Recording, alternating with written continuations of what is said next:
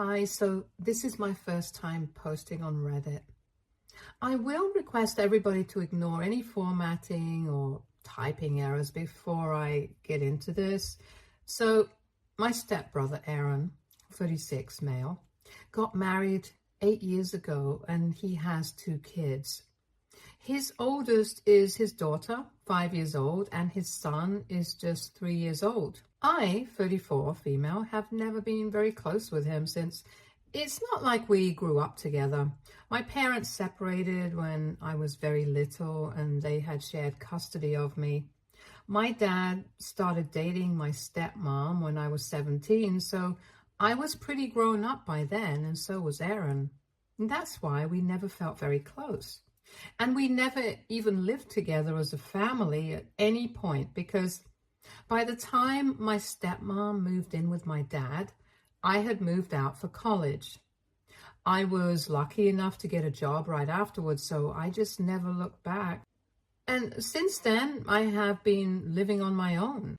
Don't get me wrong, I don't have any issues with my stepmom, and the same goes for Aaron. But I wouldn't exactly refer to them as my family since we are not that close. They are my father's family and I respect that, but that's about it. However, like I had said, we had never been on bad terms, and recently Aaron moved to my city with his family 10 days ago. He has a new project that he's working on here and will be living here for maybe a year or more. It was pretty convenient for his wife as well because his in-laws also live here, and since his father-in-law is pretty sick, his wife could stay with her family during the day until he came back home from work as well. My dad told me that he wanted me to show him around and help him settle in, and I did that, and I assumed that after that my responsibilities would be over as I was just trying to be nice. But for some reason, Aaron assumed that I was just there at his beck and call at all times and started dumping his kids onto me every evening. This started almost 7 days ago. He just showed up at my house with his children since I had just given him my number and address in case he needed help with anything, and asked me to babysit them for an hour or so, and he would be back as soon as possible. He told me that he had some urgent work at the office, so he had to go back. And since his wife had decided to spend the evenings with her parents because her father's health had been deteriorating, he couldn't exactly expect her to watch the kids either.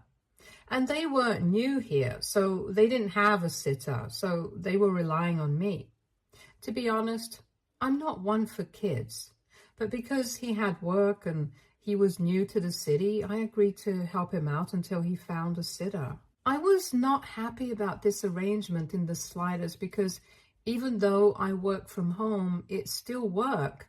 And after I'm done, I really don't feel like doing anything but spending time alone. The kids are nice, and I have to give credit where it's due. Aaron did not leave the kids at my place for more than an hour and a half, and he was always very punctual in picking them up and would thank me for looking out for them.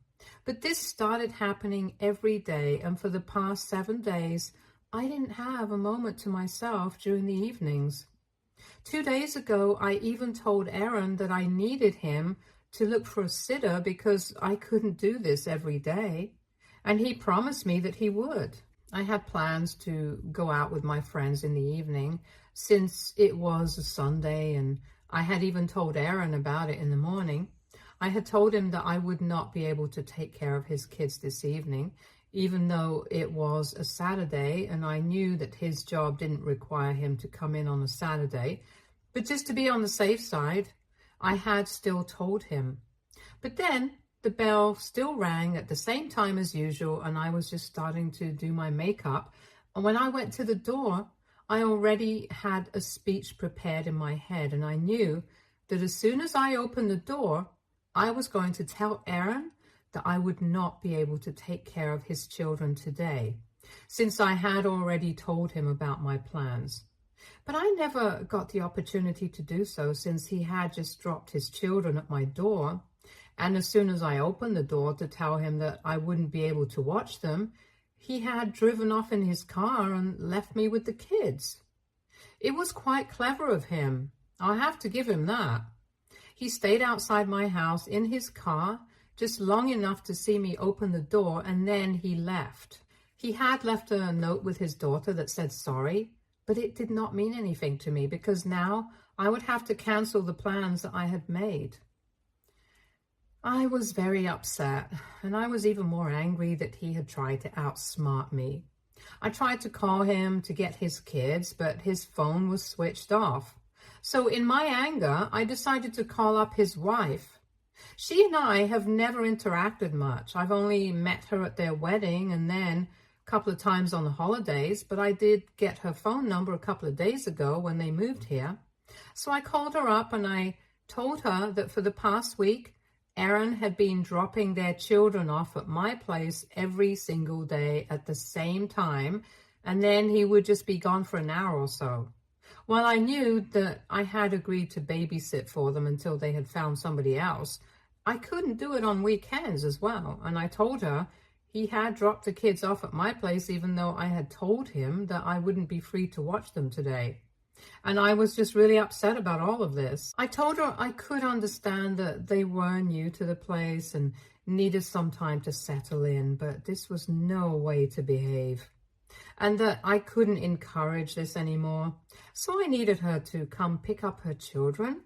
And she did not say much. She just said okay, and then she told me that she would be coming over in a while to pick the kids up. After half an hour, she showed up at my door. She was very sullen and we did not even speak. The kids left with her, and then I did not check my phone since I was going out drinking with my friends, and I only do this sort of thing once or twice a month maybe. So I like to stay away from my phone and live in the moment. I did not receive any notifications from anyone since my phone was on Do Not Disturb mode last night. And I only checked my phone this morning. I had like 1,000 missed calls and messages and voicemails from everyone. My dad, Aaron, even my stepmom, which was weird because she and I don't usually speak to each other much unless it's an emergency. I was very confused, so before I called anybody back, I decided to go through some of the messages that these people had sent me. Most of them were accusations about me being an idiot and saying that I had no need to talk to Aaron's wife about any of what was going on. I was still very confused, so I decided to call back my father first. And as soon as I called him, he started yelling at me and said that I had ruined Aaron's marriage, apparently. And even then, I had no idea what he was talking about. And my father finally told me that because of my phone call, his wife had been able to figure out that he was not going out to the park with the kids like he had been telling her, and had actually been dropping them off at my place and taking off by himself instead. On top of that, Aaron had also lied to me about going back to the office for work because after my phone call, his wife had contacted a co-worker of his, and he had told her that nobody from their department really needed to come into work on Sundays, and he definitely hadn't. And just to double check, she had even driven there herself to check if his car was at his workplace or not. And it was not there.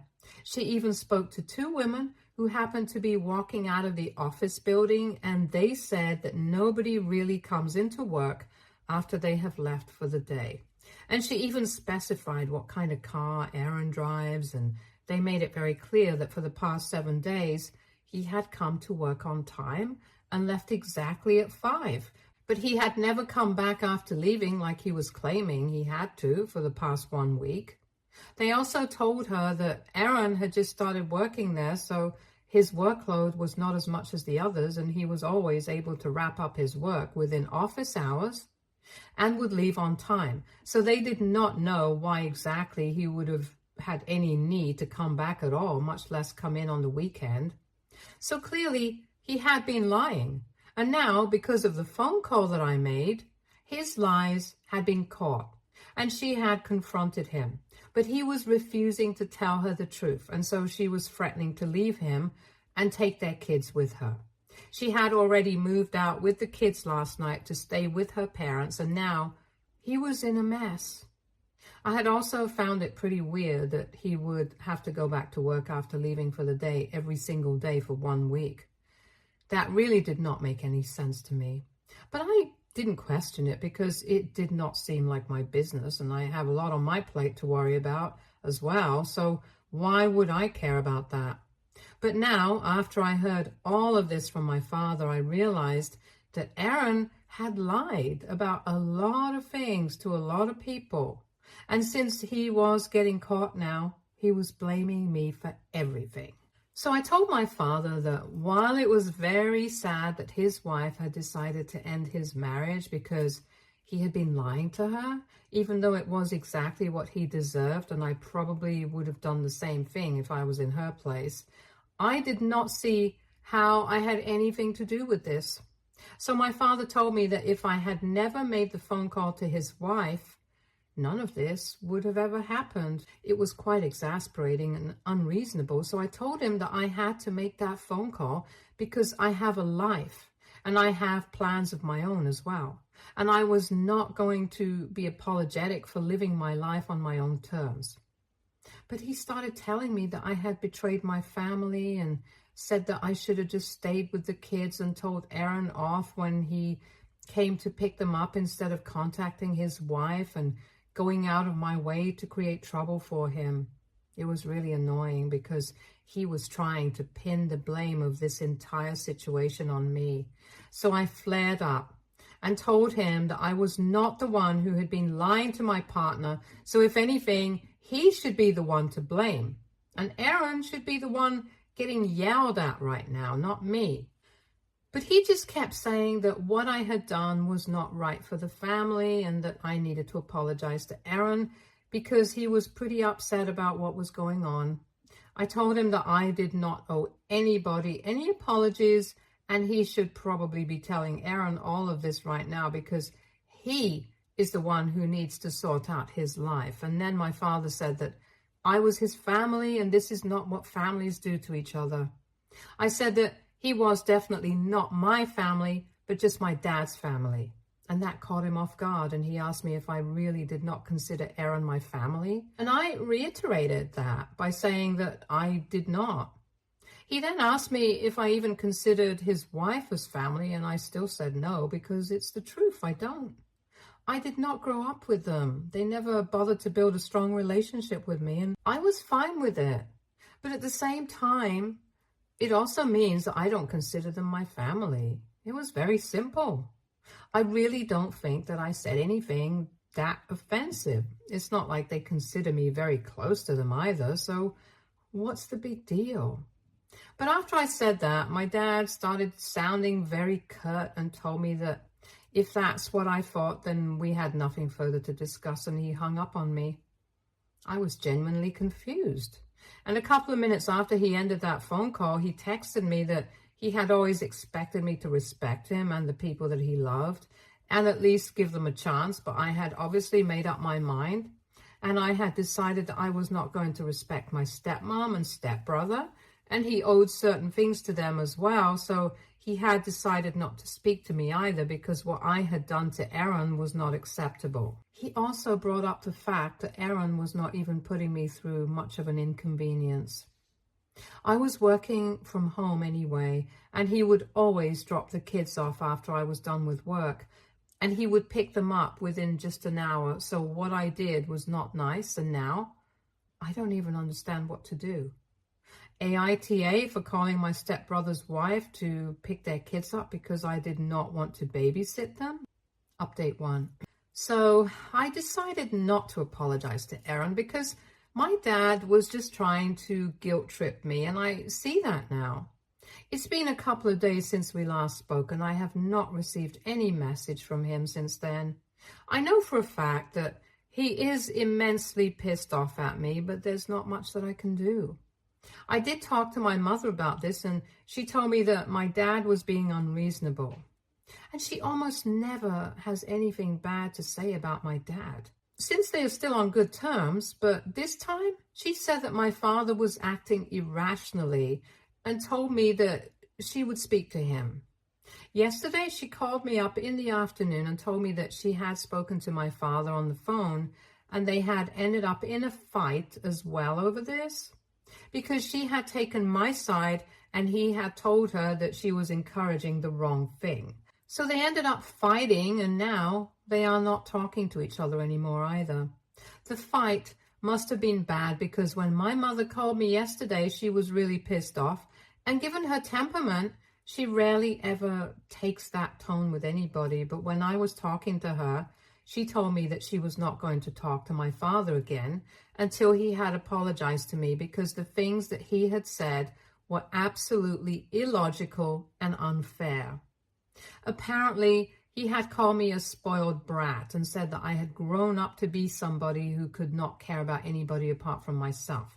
And that's why I had ratted out my stepbrother without even considering the consequences of what I was doing.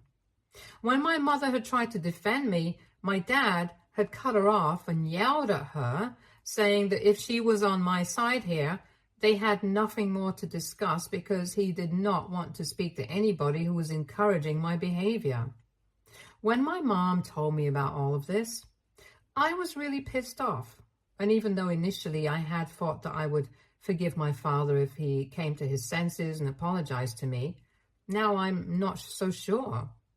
I don't think I'm going to talk to him even if he apologizes because the things that he said are firstly not even true. And more importantly, they are very hurtful as well. I'm not a child, so he can't say whatever he wants to and get away with it. I'm a grown woman. I have my own life. And if my dad is going to be a jerk to me, I'm just going to cut him out of my life and move on. Update 2. So a lot of things have happened since my last update. Last evening, I finally received a message from my dad. It has been almost 2 weeks since we last spoke to each other. And after that, I had not interacted with him since my mother had told me a lot of things that he had said about me. And I had no interest in speaking to him after that. But I had forgotten to block him. So he sent me a message saying that Aaron's wife had apparently served him with divorce papers just a couple of days back and he was devastated. That really annoyed me because I don't know why he was giving me an update on the situation when I hadn't even asked about it. I knew that he was trying to rub it in and make it seem like it was my fault. So I just ignored it and I blocked his number after that message. But then he called me up from his work number and asked me if I had no shame or if I did not have any feelings at all because here my brother was getting divorced because of me, and even then I could not even bring myself to apologize, much less try to fix the situation. I was really annoyed with him at that point. So I told him that I did not find anything in this situation to feel ashamed of myself or even think that I deserved to feel guilty. I also told him that I was still not going to apologize. He was getting divorced because of his own lies, and I did not ask him to do that. I had only inadvertently exposed his lies, not even on purpose, and I will not even count that as a mistake because if he was acting that way, he probably did not deserve his wife. My father started talking about family loyalty once again, and I cut him off, saying that I had heard of the things that he had said to my mother about me, and beyond this point, I really had no interest in speaking to him anymore. I told him that if he wanted to support a liar, that was his personal choice, but he should not expect me to do the same because, like I had said earlier, I did not count them as my family. So family loyalty is pretty much out of the question. It's his family. He can be loyal to it if he wants to. But again, he should also take into consideration the fact that Aaron is a liar. And if he was yelling at my mother for encouraging my behavior, I could question him for encouraging Aaron's behavior as well. He started fumbling his words after that, so I took that opportunity and hung up on him. Then I blocked that number that he had called me from as well, but something tells me that he's not going to stop at this, and he's going to keep calling me again and again until I apologize, or at least just do something about this. Anyway, While I did not hear from my father after that phone call last evening, I did receive a visit from Aaron this morning at around 7. I'm usually up by then to start my day with a jog and a workout session, and was about to leave for my jog when the bell rang, and when I saw that it was Aaron, I was really annoyed. I told him that it was really early in the morning for any drama. I didn't want to interact with him right now. I could see through the window that he looked like he was in bad shape. His shoulders were all slouched, and it looked like he hadn't slept in days, so he was definitely not coming with good news. It was going to be another painful discussion about his life. I did not want that so early in the morning, so I asked him to please leave. I did not want to be rude to him because honestly I felt that the sight of him was just pitiful. But he told me that he had something really important to discuss with me, so he just wanted me to open up the door to him once, and after that he would not bother me again. When he was speaking to me, he was talking to me very calmly, unlike my dad, who has only been yelling at me ever since we got into this fight. And also, I really just felt bad for him, so I let him in. It was very awkward, and I told him that I was sorry to hear what was going on in his life. But I said it very carefully so as to not make him think that I was actually apologizing for calling his wife, because I was not. And I didn't even want him to think that by accident and pass that message on to my father. Anyway, he told me that there had been a lot of arguments about the divorce and stuff for the last couple of days. But finally, his wife had blocked him and he had been served. I already knew that, but then he said that he had been thinking about not contesting the divorce. That was a bit surprising for me, because if he had been fighting for his marriage so far, I didn't understand why he was giving up now. But that's none of my business, and I just waited for him to come to the point of his visit. Finally, he told me that in the divorce petition, his wife was asking for a lot because she thought that he was having an affair, which he clarified was not the case. And that just made things even more bizarre, because if he was not having an affair, then why was he lying to everyone about where he was going after he dumped his kids off at my place? Anyway, I did not ask about it because, again, not my business. He finally told me that the reason he was visiting me was because he wanted me to take his side during the divorce. He went on to say that all that I had to do was just record a testimonial for him, saying that he was a good father and that apart from the one day that I had called his wife, there had been absolutely no trouble handling his children for him, and that he had been very regular about the timings as well, that he would drop them off, pick them up at the same time, so it had never been any inconvenience to me. Honestly, I wouldn't have had a problem with saying that, but it was just bugging me that he was just claiming that he was not cheating on his wife. If he was not doing that, then what was he even doing? On top of that, I just did not feel like involving myself in something like this, so I told him that I really wanted to wish him luck with the divorce, but I was not going to involve myself in this directly. Aaron looked really annoyed with me and told me that because he was in this situation because of me, the least I could do for him was this.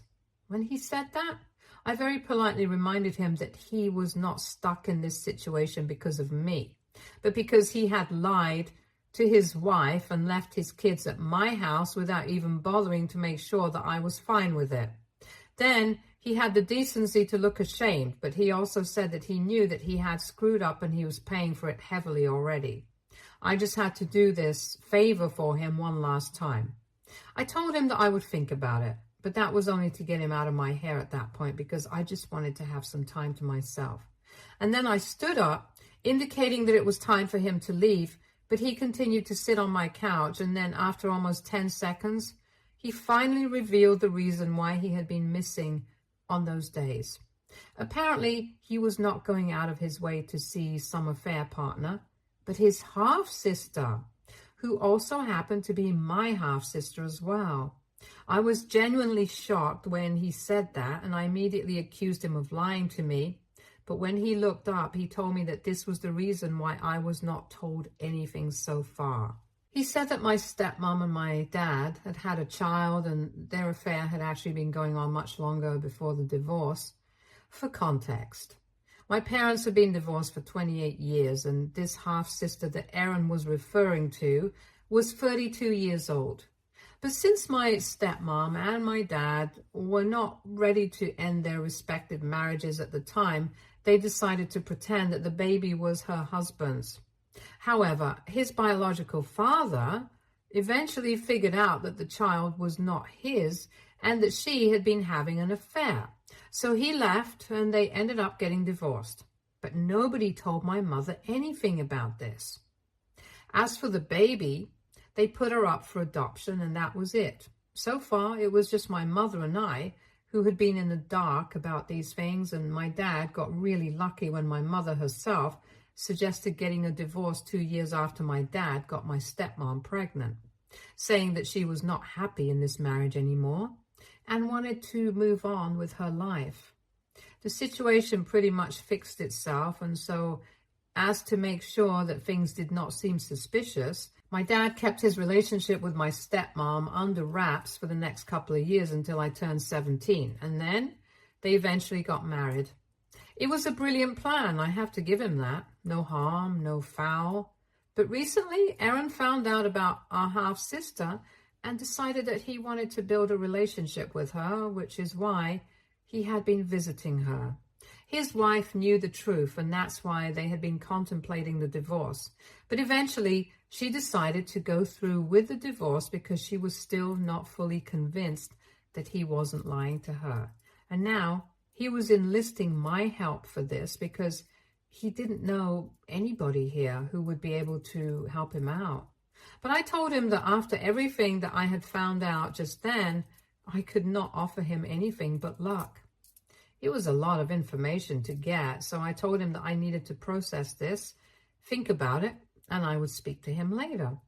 Then, when he saw that I was really reeling from getting to know about my dad's dishonesty, he finally left and told me that he was sorry that I had to find out this way because this was so big, but he really had no other choice. Anyway, since then, I haven't done anything because everything is just so hazy to me right now. I can't figure out a way to tell my mom about this, but I know that I'll have to. I don't even think that I have come to terms with all of this myself, but the photos and proof that Aaron showed me were pretty substantial, and I can't exactly deny it. So this is it. Update 3. Hi, so it's been a couple of weeks since my last update. A lot of you must be wondering if I did end up telling my mother, and yeah, I did. I told her everything that I had found out, and initially, just like me, she refused to believe it. But I told her that I had seen the proof that I had, and after a conversation with my father, she realized that it was the truth. Since then, we have cut off everybody. I'm not speaking to my father, and I also told Aaron that I was not going to be helping him out with his divorce. I just did not want anything to do with this side of the family, and I don't know if I'm going to reach out to my sister, but for now, everything is too fresh for me to move past it. My mother and I are just keeping to ourselves for now, and she's the only family I have as of now.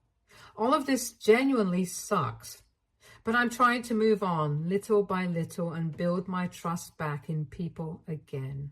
Stay tuned for more stories from our girl relationships. All right, everyone's presentations are done. Nick, the manager, said as he tried to move the discussion forward. Excuse me, I haven't. I recently found out something. Nick interrupted me and began to speak. There's apparently someone in this department who didn't graduate high school and is just a part-timer. Meetings should be for employees only. Absolutely right. His lackey, Mike, of course, agreed with Nick. I'm leaving. After leaving the meeting room, I started to shut down my computer. I noticed that an email had arrived, not in my personal inbox, but in the company's shared email. Thinking, there's no point in speaking up, no one will listen, I went home quietly. The next day, I heard a commotion from Nick's desk. He was staring at his computer screen, his face pale. Nick? Is something wrong? Mike looked at the screen with him. and he turned even paler than Nick. Why is he so angry? Knowing the reason for Mike's distress, I thought to myself, serves them right. My name is Adam. My mother passed away when I was in the 9th grade, and I was raised by my father. Well, you could hardly call it being raised. After my mother passed, my father changed. He drowned his sorrows in alcohol, and though he still went to work, he squandered our living expenses on horse racing. Because of that, I had to start working part-time as soon as I entered high school. Every month, I went to the convenience store with bills in hand that couldn't be auto-deducted from my father's account. Even though I endured it because I didn't want to be alone, I reached my limit in my second year of high school and dropped out. I found a live-in job at a distant inn. Thank you for everything. The day I left home, my father, still staring at the TV, spoke. Take care. That was our last conversation. Back then, 18 wasn't the age of majority, so I needed my father's permission to work, and I couldn't hide my place of employment. Yet, my father never visited me even once. I kept working just to survive, and before I knew it, I was 42. Years of hard work paid off, and I was transferred to the headquarters. I was thrilled to be recognized by the company, as I thought I'd be working in the field until retirement due to my lack of formal education. Listen up. Our work can change the future of our employees. Don't drag us down. On my first day after the transfer, Nick, dressed in an expensive suit, spoke sternly. There was a reason for this. Our inn was located in a prominent tourist destination, known so well that everyone in the state could sing its commercial jingle. At its peak, we had 5 locations within the state. But that was long ago. Due to financial difficulties and aging facilities, only the place where I had worked for many years and the original establishment remained. I was prepared to lose my job anytime, but now there was a glimmer of hope. With the rise of social media, the tourist area where the inn was located started gaining attention again. Depending on how hard the sales department, where I was transferred, worked, we could either thrive or be forced to give up this prime location to the new hotel chains continuously popping up. For Nick, who had switched careers from another industry to strengthen our sales, this was a battle he couldn't afford to lose. I understood why he had to be strict. I will do my best. Nick sneered at my enthusiastic declaration. Did you not hear what I said? I'm sorry. I thought I was listening carefully. Out of habit from years of customer service, I apologized reflexively, though I had no idea what had offended him. Someone was watching me with a smirk. In this department, there are those who are expected to excel and those who have been shoved here because they have nowhere else to go. You are the latter. It was Mike, the section chief. He's 7 years younger, at 35. But he was called to headquarters much earlier than I was and had been moving around within the headquarters ever since. I'm not jealous, but I can't accept that he's my boss. Graduating from a prestigious university, he has an unusually high pride and caused many problems as a newbie, making things very difficult for me when I was the front desk leader. When I found out Mike was transferred to the sales department a month before me, I was disheartened. Mike is right. With just a middle school diploma, there's not much you can do. Don't even think about achieving results. As if I didn't exist, Nick remarked, I'm thirsty. Mike eagerly ran to the coffee maker. It seems Mike is Nick's lackey. I regretted being happy about my transfer to headquarters, wishing I had stayed on site forever. Send a direct mail to every company on this list by the end of the day. Nick only assigned me tasks that even a new graduate could handle. What? There are over 1,000 companies. You want me to send to all of them by today? Yes, if you and your fellow misfits split the work, even those with nowhere else to go should finish by today. I glanced at the employees typing away expressionlessly. They were worn out from customer service, only thinking about leaving on time, or were women reassigned after having children, with zero motivation for work. Even Sam, a new graduate from the same university as Mike, who was supposed to be among the expected achievers, had no enthusiasm for the job, having joined the company wanting to do customer service. I don't care what they say, I plan to quit anytime, he said. Only Nick and Mike were highly motivated, making all the decisions between the two of them. I originally only wanted to work at the inn to survive and had no particular attachment to this job. I swallowed my words, thinking I had no right to reprimand them. About a month after the transfer, Nick told us with a frustrated look. To commemorate the 50th anniversary, we've decided to create a plan exclusive for one group per day. Originally, Mike and I were supposed to come up with it, but our president, Mr. Thompson, insists on hearing everyone's opinions. So, you all get a chance. As Nick explained, Mike began handing out prints. Make sure not to embarrass Nick. If your ideas are half-baked, you'll have to redo them.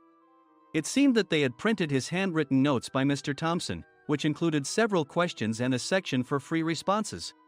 It made sense why Nick had to seek our input, given that all responses had to be submitted to Mr. Thompson. We were given a week to think about it, and a meeting was scheduled to compile our ideas. My plan is to let guests enjoy both the old and modern America. Nick began the presentations. Guests would watch a master confectioner at a nearby traditional sweet shop make sweets in front of them. The welcome drink would be premium tea in a bottle. Nick's plan was certainly attractive. After his presentation, Nick called on us to present in the order we were seated. Just as I stood up for my turn. All right, everyone's presentations are done. Excuse me, I haven't. I recently found out something. Nick interrupted me. There's someone in this department who didn't graduate high school and is just a part-timer. He was likely talking about me. I joined the company as a part-timer and was made a full-time employee when I turned 20. That was 20 years ago, so Nick and Mike probably had no chance to know until recently. Meetings should be for employees only. Absolutely right. After that, Nick kept creating opportunities to solicit everyone's opinions, purposefully excluding me from speaking. The meeting unexpectedly heated up and went past the scheduled end time. A few people asked to leave, and the discussion continued with the remaining few. Still here? Normally, you'd leave in that situation. Though I had no attachment to the job initially, hearing kind words from customers made me want to make them happier. For someone like me, with nowhere to go, the inn was my home and customer service was my life. I felt pathetic about my current self. I'm leaving. I left the conference room and started shutting down my computer. I noticed an email had arrived, not in my personal inbox, but in the company's shared email.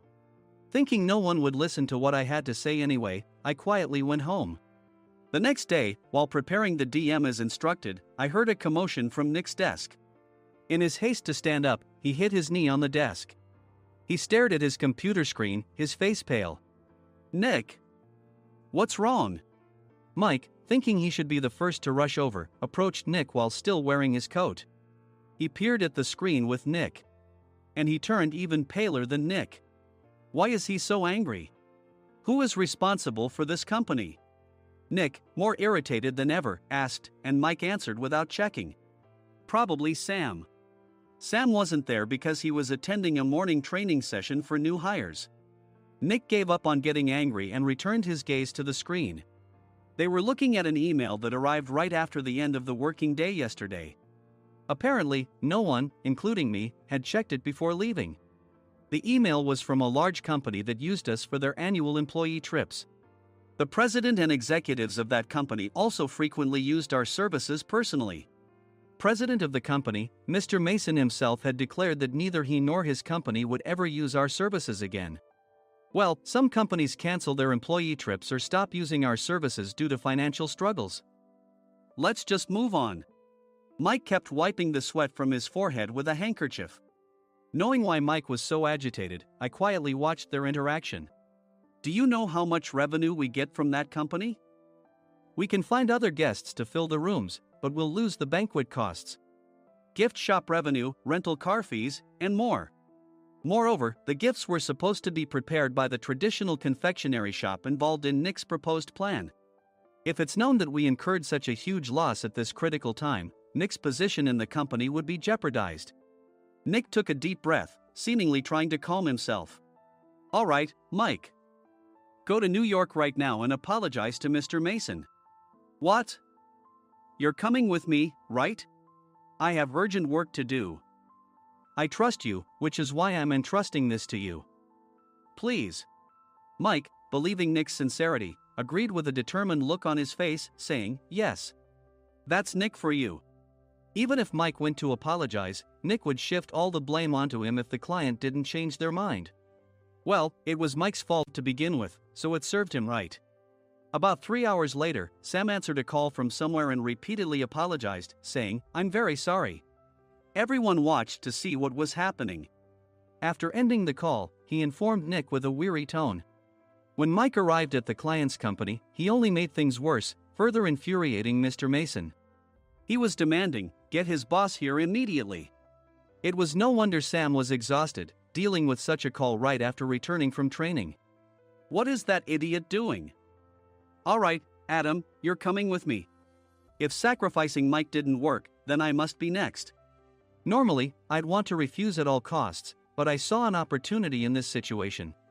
"If I can be of assistance, I'd be happy to join you." I immediately followed Nick, and we flew to New York. When we introduced ourselves at the reception, it became clear how serious the situation was, as the receptionist personally escorted us to the president's office. Angry voices leaked through the door, making both Nick and me uneasy. "Excuse me. I'm Nick, the supervisor. I understand my subordinate has caused you trouble, and I deeply apologize." Nick, with his experience in the corporate world, knew enough to offer an apology before excuses. However, his customer service skills left much to be desired. I sighed as I saw Mike trembling like a small dog in the corner of the room. "What kind of training are you giving your subordinates?" Mr. Mason glared at Nick with a red face. The intensity of his gaze made even Nick take a step back. Regrettably, I joined this company only 2 years ago and was unaware of Mike's issues. I should have identified his shortcomings sooner. Indeed, I should have realized sooner. No sensible person would come to apologize and then give a lengthy presentation on the drawbacks of not using their in. Nick froze, his mouth slightly open. Suspecting the worst, I picked up the documents that had fallen to the floor. It seemed Mike hastily prepared these documents on the plane, listing the disadvantages. Disadvantage 1: if you change the venue for the company trip, employees might suspect it's for cost-cutting reasons, leading to a negative impression. Reading it aloud half-jokingly, Nick snatched the papers from my hand and checked the contents with a furious expression. Among the stack of documents was a receipt from a nearby convenience store's copy machine. I felt a pang of dread, hoping he hadn't shown the receipt as well. What do you think he said when I asked what kind of nerve he had to do this? I'm very sorry." Faced with the dire situation, Nick must have thought there was nothing left to do but apologize. In a voice smaller than I'd ever heard from him, he uttered words of apology. He said, "I'm a Harvard graduate. I don't believe I said anything wrong." "Mike, what have you done?" Forgetting his plan to pin the blame on Mike, Nick yelled loudly, even in front of Mr. Mason. "I didn't do anything wrong." "You're still saying that? Look at him." Mike pointed at me with a shaking hand. "I was assigned to headquarters in my 20s and now I'm a section chief. This guy only made it to headquarters at 42. Everything I've done proves I was right. So why are we losing the contract?" Having said his piece, Mike collapsed to the floor. "Of course. You were sent there because you had nowhere else to go." Mike never expected to hear such words from someone he looked down upon. He lunged at me, and Nick hurriedly stepped in to stop him. "Mr. Thompson told me Mike is a quick thinker, and to take good care of him." There's no way he was pushed aside. "Don't make things worse here. He didn't say quick thinker, he said only quick-witted, didn't he?" I don't remember that part." I recalled the many troubles Mike caused when he was a newbie. When Mike was on the front line, his pride was so high that he never apologized to customers. Customer service, especially in our job, doesn't work alone. It brings both good and bad situations. If the front staff or housekeepers made mistakes, or the cleaning company didn't properly clean a room, one had to apologize to the customers regardless of personal fault. Mike, in such situations, would never apologize, insisting he wasn't at fault. This often angered customers, and as the front desk leader, I frequently had to apologize on his behalf. He caused complaints and disrupted operations, which is why he was quickly moved to headquarters. In departments where he didn't interact directly with customers, his quick thinking was beneficial and things went well. But it seemed his flaws were starting to show. Corporate reservations are supposed to be entered into the system by the sales representative. But a quick check yesterday revealed that more than 10 items were missing from the client's reservation. The handover document clearly stated what needed to be prepared. Why didn't you enter it into the system? Why do we have to give them special treatment? Filling rooms near the banquet hall, setting up all the food in advance. Specifying the brand of wine, they're too demanding. No wonder he always angered customers, I thought, feeling a headache coming on. Grouping them in rooms near the banquet hall is for our benefit too. It makes it easier for the staff to set up beds and serve breakfast since everyone's schedule is synchronized. As for the other requests, Mr. Mason suggested them to lighten our load. I didn't know that. Nick finally seemed to realize that Mike was the one who had angered the client. What did you say to them? I just told them we wouldn't give them special treatment anymore. We shouldn't waste effort on things that don't bring in money. I was utterly exasperated at his lack of understanding of customer service. Of course, we shouldn't comply with unreasonable demands. But carrying over successful practices from past stays makes customers feel remembered and enhances their experience. Good memories encourage repeat visits. That's part of our job. I looked down at Mike, who was sitting on the floor.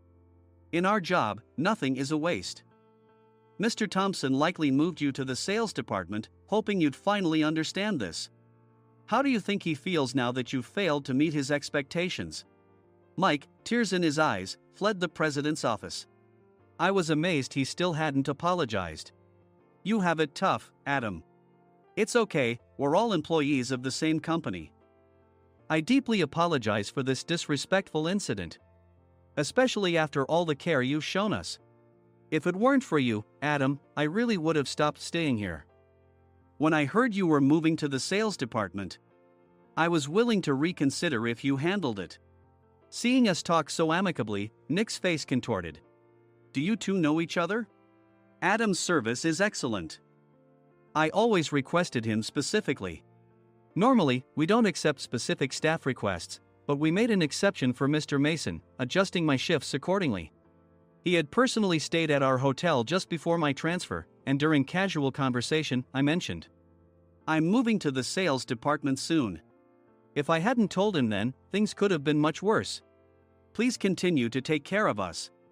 I look forward to it. On the return flight, Nick awkwardly offered me a can of beer. It's still working hours. Of course, I had no intention of forgiving him for a single beer. Nick might try to pin everything on Mike and avoid any consequences. While pondering this, a startling fact came to light. Nick, the tea bottles for the plan have arrived. I handed Nick a bottle labeled with our inn's name. They look good. What are you talking about? These are plastic bottles. I had assumed we would use the trendy, high-end bottling tea. But what arrived were ordinary plastic bottles of tea with customized labels.